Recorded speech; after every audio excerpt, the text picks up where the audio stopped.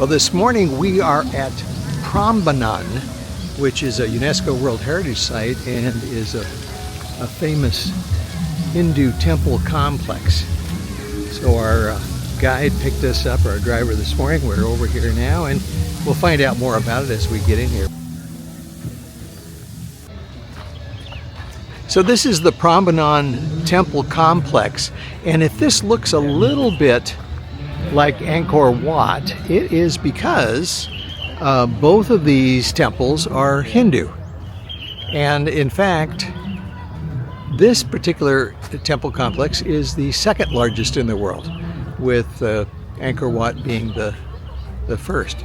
This whole place was discovered, well, quote discovered, but by Westerners in the late 1800s.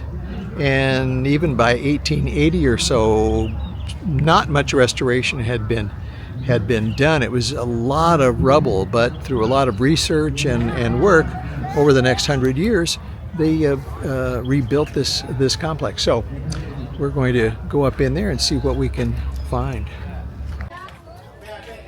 The history behind Prambanan is really amazing. This incredibly large complex was built during the Sanjaya dynasty in 850 AD. Then it was abandoned in the 10th century, and then there were earthquakes. There was one big one in the 16th century, and then there was another one in 2006. But in these earlier earthquakes, this whole complex, these big temples here, were just reduced mostly to rubble. There are three main temples. They are dedicated to Brahma, Vishnu, and Shiva. So our guide was explaining to us that all of these rocks here, these are all remnants of little temples that were for the priests, and there were about 248 of them. But so many of the rocks have been used by local residents to build their houses over the centuries that nothing is happening to restore these, because as a UNESCO World Heritage Site, they can restore them, but only if they can only restore 25% with new rocks, but more than that has been destroyed. So they have to have some kind of a waiver to be able to rebuild these back to the way they once were. And there's no money, of course, to do that. There were a huge number of these temples, but 21 of them have been restored. And the biggest one over here was restored in, it was the first one, it was restored in 1953. And then all around Prambanan is all of these rock carvings depicting all of these stories from Hindu mythology. And I can't give it any kind of credit. I mean, because I know so little about Hindu mythology. But there are some really good YouTube channels out there. There is one by a guy named Praveen Mohan.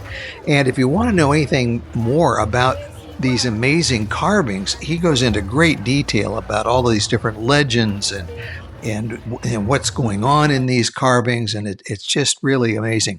You'll notice in some of these areas there are parts of this construction that look like Buddhist stupas. It's kind of like a solid vertical piece with sort of a bulb around the bottom, but they aren't Buddhist. They're Hindu ratnas, which are very similar to Buddhist stupas. And so this complex is kind of a mix of Hindu and Buddhist architecture. Prambanan was built 300 years before Angor Wat, and even though Angor Wat is the largest Hindu temple in the world, Prambanan is one of the oldest, really, really large ones. So if you're coming to Yogyakarta, one of the places you should definitely visit is Prambanan. And it's easy enough to get here. There are public buses that go here. Probably the easiest way for a foreigner is to arrange for a driver and a guide, and that's what we did. We did it through Viator. It's very reasonable in terms of expense. And on our particular day, we went not only to Prambanan here, but then we went to Borobudur, which is the huge Buddhist complex, and we'll cover that one in our next video. So thank you very much for watching, and be sure to visit Prambanan if you come to Yogyakarta. Bye-bye.